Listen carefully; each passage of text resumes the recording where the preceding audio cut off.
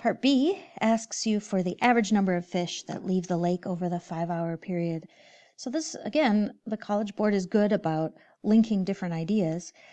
We're looking for an average number of fish that leave the lake per hour. So we're looking for the average value of the function that is the rate per hour of leaving. So we're looking for the average value of this function. Remember, average value is going to be the integral from 0 to 5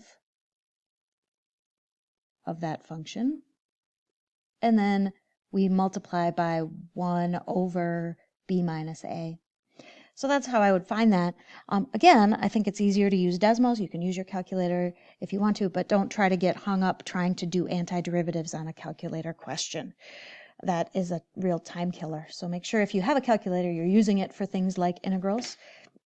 I wanted to point out that when I did this on Desmos, my first instinct was to do like ands, like you do on your calculator.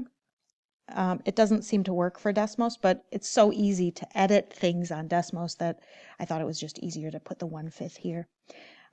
Again, are they asking for the, okay, so now they're looking for average number of fish. They didn't say anything about give your answer to the nearest whole number. So for this one, I would make sure that you report the same way College Board usually has you report, which would be 6.059 fish per hour.